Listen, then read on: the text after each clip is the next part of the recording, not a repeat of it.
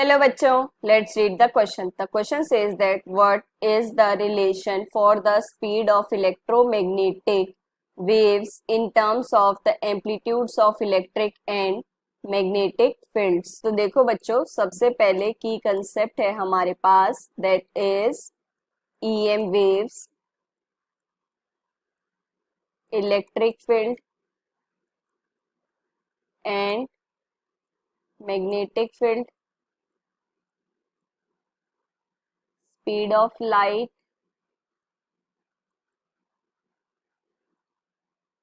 propagation vector, Maxwell's equation.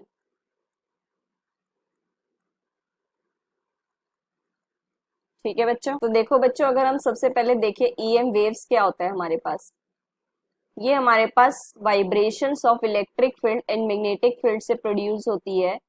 किस वे में produce होती है? देखो, अगर हमारे पास ये वेव है जो कि आपकी एक्स एक्सिस के अलोंग ट्रेवल कर रही है, राइट, डायरेक्शन देखो इसकी ये है ना बच्चों, और ये वेव कुछ ऐसे है यहाँ से। ठीक है बच्चों, ये मान लो हमारे पास एक्स एक्सिस है, यूनिट वेक्टर है I cap, Y axis unit vector J cap, Z axis unit vector K cap. ठीक है बच्चों, सो जो हमारे पास प्रोपेगेशन वेक्टर होता है वो होता है नॉर्मली हमारे पास इलेक्ट्रिक फील्ड और मैग्नेटिक फील्ड का क्रॉस प्रोडक्ट। ठीक है बच्चों, अब देखो क्रॉस प्रोडक्ट में क्या होता है, ई क्रॉस बी आपके पास definitely not equal to B cross E, but is equal to minus of B cross E, है ना बच्चों, क्योंकि वो नेगेटिव आता है। जैसे कि अगर हम कोऑर्डिनेट्स में देखें आई जे के, अगर हमारे पास ये साइक्लिक है तभी पॉजिटिव आएगा, अदरवाइज नेगेटिव कर दे तो ये वैल्यू नेगेटिव हो जाती है रिवर्स करने पर।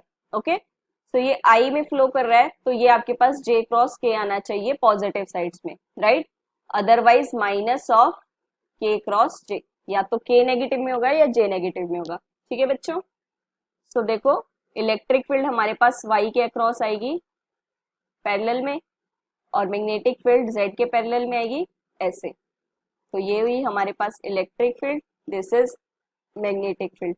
अब फर्स्ट क्रस्ट में आपके पास पॉजिटिव में थी, देन ट्रफ में आपके पास नेगेटिव में जाएगी electric field, similarly magnetic field ऐसे नेगेटिव में जाएगी। ठीक है बच्चों, तो ये तो हो गई हमारे पास ईएम वेव्स।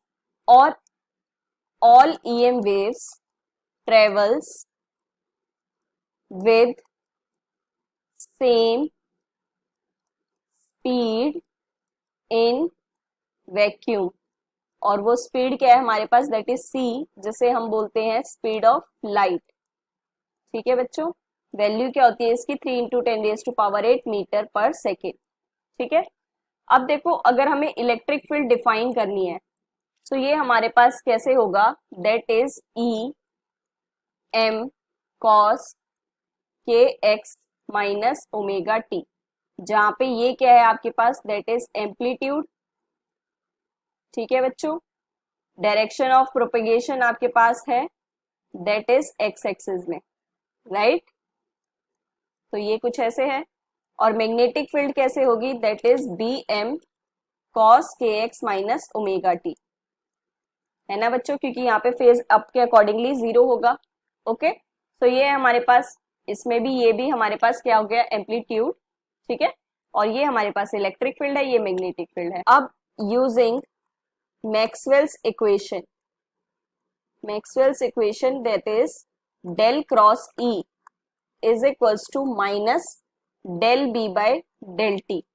ठीक है बच्चों, सो अगर हम डेल क्रॉस ई करें तो अब देखो, अगर ये हमारे पास के में है, राइट, तो ये कैसे आएगी आपके पास, del E by del X K cap के अलोंग। ठीक है बच्चों, कर्ल हमारे पास यही होगा इलेक्ट्रिक फील्ड का, लिख देते हैं curl of electric field is this. ठीक है बच्चों, तो ये कितना आ जाएगा, del E by del X, ये के अक्रॉस आपके पास del B by del T होगा, है ना, क्योंकि देखो के वाला ही मैटर करेगा, बाकी आपकी वाइब्रेशंस में नहीं जाएगा। ठीक है, तो ये आपके पास k E M sine k x minus omega t is equals to minus of minus B M omega sine k x minus omega t. अब ये हमने डिफ्रेंशिएट कर दिया, इलेक्ट्रिक फील्ड को किया, देखो एक्स की रिस्पेक्ट में तो के आएगा मल्टीप्लाई में, और टी की रिस्पेक्ट में करोगे तो ओमेगा आएगा। ठीक है, तो अब देखो ये माइनस माइनस प्लस हो गया, तो अब ओमेगा बाई के, बाकी तो ये कैंसिल हो गया हमारे पास, है ना, ये प्लस हो गया, तो ओमेगा बाई के आएगा हमारे पास, that is E M by B M. ठीक है, और हमें पता है ये ओमेगा बाई के भी क्या होता है हमारे पास, स्पीड ऑफ लाइट। ठीक है, तो इसका मतलब ये आपका स्पीड ऑफ लाइट के इक्वल है। So the relation between electric field and magnetic field in terms of their amplitude is this. Hope you understand it well. Best of luck. Thank you.